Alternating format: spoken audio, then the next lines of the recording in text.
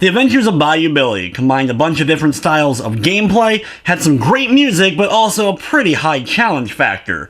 Not many talk about it today, but the question is The Adventures of Bayou Billy worth playing today? The Adventures of Bayou Billy. The Adventures of Bayou Billy was originally known as a game called Mad City in Japan, released in 1988 for the Famicom. The game was then brought over to North America, but changed up a bit, making it much harder for its North American release with its brand new title, Bayou Billy. It would see a later release a couple of years later in 1991 for PAL territories. In the game, you're playing as Bayou Billy, who was raised by a family of crocodiles and has become kind of the superhero of the bayou. While all the women love him, his heart belongs to Annabelle. Annabelle, who ends up being the damsel in distress here, is said to be a cross between Scarlett O'Hara and Ellie Mae Clampett, and she's even appeared on Swamp Digest magazine's cover 3 times. The evil Godfather Gordon has kidnapped Annabelle and is holding her hostage, and Bayou Billy must leave his swamp house, head to the city, and try to save Annabelle. The game is broken up into 3 different styles of gameplay: beat-em-up stages, shooter stages, and driving stages. There's a total of 9 different stages, with a majority of them being the beat-em-up style, where you're going around and facing wave after wave of tougher and tougher enemies. To aid Bayou Billy along his adventure, there's a handful of items and different weapons that you'll be able to get. Weapons including a giant knife, a magnum, which you can actually get more ammo for to take out enemies, the stick, known as the ugly stick in the manual, and the whip, known as the whippersnapper. The manual absolutely loves puns. There's stuff like the meat and first aid kits to replenish your health. The Bulletproof Vest, which is one of the most essential items in the game. Enemies throughout the course of the game, as well as bosses, can have guns that will end up firing at you and do a significant amount of damage, in fact, almost wiping all your health. But if you get shot with the Bulletproof Vest, the bullets just bounce off. Most of the items, including the Bulletproof Vest, you get by attacking enemies and knocking it off of them, in which case you have to be quick and grab them before the enemies are able to pick them back up. There's also some level-specific stuff, like the star that you can shoot in the shooter levels in order to destroy all the enemies currently on screen, and gas cans during the driving segment to get you more time. The enemies in Bayou Billy actually have different names depending upon what region, but I love the North American names for a lot of the enemies. You even get an enemy roll call at the end during the credits, and these are all full with puns for the most part, including great things like Jacques Cousteau for the scuba diving guys, Marty Gras, and Wild Bill Yonder. The game can be played one of 2 different ways, and there's even a practice mode for you to get used to the controls and the like in the various different gameplay styles. You can either use a zapper, though that's hard to do with modern televisions, or you can just use a controller for the shooting style of levels. Level number 1 starts you off in the swamp. Here you're getting your introduction to the beat-em-up style of levels. You'll quickly find that the combat is clunky at best at times. It's hard to actually maneuver around the different enemies, get away from them, though the circle pattern is a great way to kind of gate the enemies and be able to get them where you need to so you can turn around and deliver a few attacks to them. The A and B buttons together allow you to do a jump kick, and this is one of the best moves in the game without having one of the weapons at your disposal. Most of the enemies in the game take a lot of hits in order to bring them down. It's something that ends up becoming more of a nuisance, especially with some of the later levels in the game. Along the way through the first level, you'll have a few of the weapons introduced, like the ugly stick in order to help you beat up enemies from a distance, and you'll also have to deal with the alligators. These are pretty obnoxious, especially if you're trying to face them while in the water itself. I recommend getting the ugly stick, head outside of the water area, and beat them up from a little bit of a distance. If you have enough space between you and them with the stick, you'll be able to hit them without them being able to hit you. There's no boss in level 1. Once you're able to get through a large amount of enemies, including the scuba diving ones, which you have to be careful of, you'll move on to the next level. Level 2 is the first of the shooting style of levels. Here you get used to moving the cursor around, being able to fire at enemies, and paying attention to which ones show up first so that you don't end up getting hit by them. Pay attention for stuff like the stars so you can wipe out everything that's currently on screen, and the game slowly will scroll you through the stage with tons of the enemies coming your way until eventually making it to the helicopter boss. This is a relatively challenging fight, especially considering you're not used to how the whole gunplay kinda works at this point, but if you're able to best the helicopter, you'll move on to level 3 and more beat-em-up style of action. Level 3 is very similar to level 1, just with harder enemies and more bigger bunches of them, facing 3 enemies at a time. Throughout the course, pay attention to stuff like health drops. There actually is a good amount of them throughout the levels, but it can be difficult, of course, to grab them. Enemies will pick them up as well. If you see weapons drop, even if you already have a weapon, pick them up just to stop them from getting it. If you do get the gun, also be careful with this. Use it only at the best moments and make sure the enemy you're about to hit with the gun doesn't have a bulletproof vest on first. Level number 3 ends with a boss encounter. It's a pretty big, heavy-hitting type of guy. He's not overly challenging, but because he can do so much damage and you're probably struggling at this point, it makes the battle even more difficult. Just try to keep your distance as best as possible, doing the circle method if you need to, and just keep delivering those jump kicks or weapon attacks until he drops, and move on to the 2 driving levels of the game. This is where the difficulty really shoots up. You have an extreme limited amount of lives in order to get through this.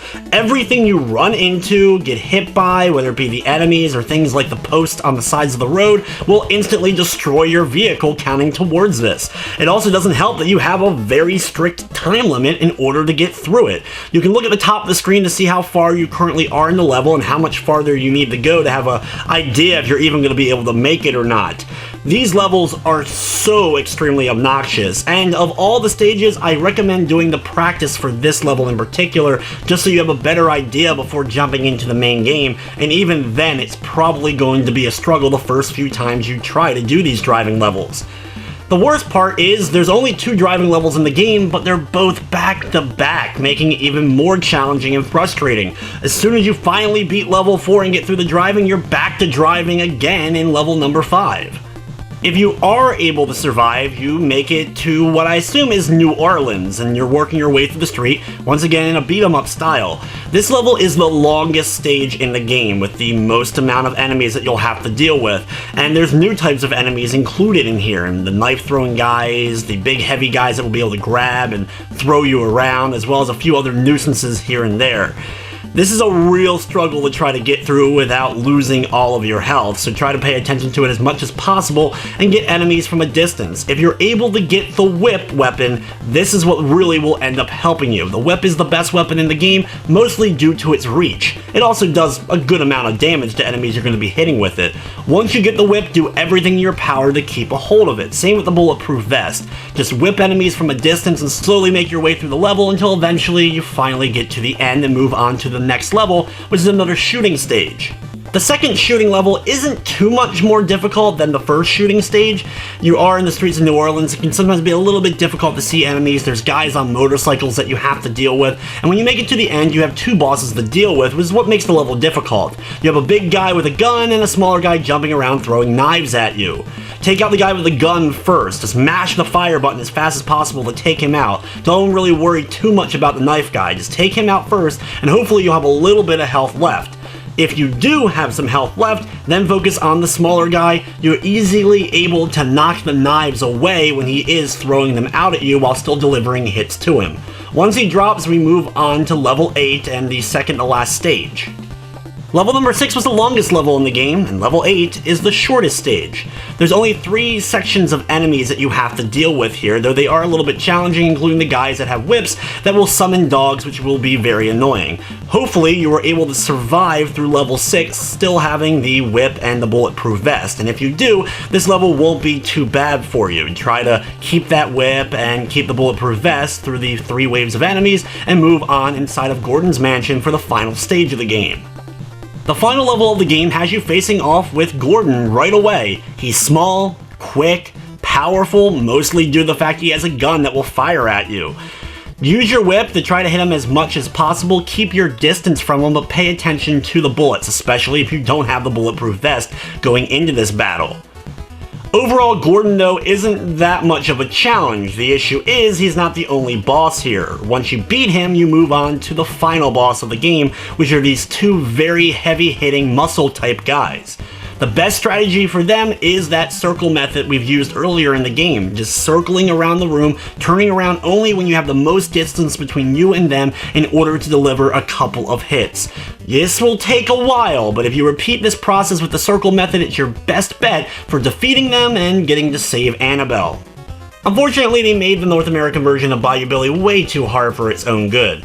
It could have been a great little game for the NES, but I think they were worried about rental services like video stores and Blockbuster, having kids rent the game, beat it in a single sitting or weekend, and then not want to go out and spend the money to actually buy a copy. So they ended up making the game harder instead of necessarily adding to it or making it longer, which is understandable, but it still ends up being a detriment to the overall experience. The Japanese version of Bayou Billy, Mad City, is actually a much more enjoyable experience because of the lesser difficulty. It still has some challenge to it, and if you've never played either game before, it will probably give you a little bit of a fight. However, if you're a veteran of Bayou Billy, you'll probably have no problem with Mad City if you've never given it a look. There were some other changes though besides the difficulty, including changing the reticle up, making it a bit harder to hit enemies in the North American version, as well as stuff like color schemes for some enemies changing, and even Annabelle's outfit being changed from a dress to being changed to that short t-shirt with her midriff showing and the jean shorts. Enemies became a little bit easier to take out, as well as you ended up having a bit more health or more health items for you to grab. The driving levels in particular are so much better in Mad City because you aren't limited to the small amount of lives you had in the North American version. The road was much bigger, enemies that would fly overhead like the planes and helicopters would actually just go up the left and right sides of the road, making them bypass you and a lot easier to dodge. You also didn't have quite as strict of a time limit in order to get through these levels. I understand making some of the combat harder, but I really wish they wouldn't have messed with the driving levels as much as they did. Many of those who worked on Bayou Billy only really did a few other projects for Konami, mostly the games of this era, but a few stand out, including Kazuhiro Aoyama, who would go on to direct Resident Evil 3 and worked on Resident Evils 1 and 2 as well. One of the best aspects though of Bayou Billy is definitely in its soundtrack, and there were several composers that put it together, many of which would make a lot of the other titles of the era for Konami, including the likes of the TMNT game for NES, Turtles in Time, Snake's Revenge, Jackal, Blades of Steel, so on and so forth. These include Jun Funahashi, Hidenori Mizawa, Kiyohiro Sato, Atoshi Fujio, and Tsutomu Ugura. The Adventures of Bayou Billy is another example of a game I played a lot as a kid, and it kicked the crap out of me over and over again till I was finally able to best it. Even going back and playing it every so often nowadays is still a lot of fun, even if my fingers end up killing me by the time I get through it, just because I have to mash A and B together so much to do the jumping kick. I really wish we would have seen more of what Mad City was brought to North America instead of the version we got, just so it would be a little more fondly remembered. The thing is though, is Bayou Billy worth playing today? It's a little bit of a hard recommend unless you're looking for one of those NES hard style of challenges, but if you are able to get a hold of it, I would actually recommend going after Mad City, the Famicom version, and see if you end up liking it. If that ends up being too easy for you, then go ahead and check out Bayou Billy if you've never done so before. But anyway guys, that's going to wrap up this retro review. I'd like to thank you for watching, and of course I hope you enjoyed.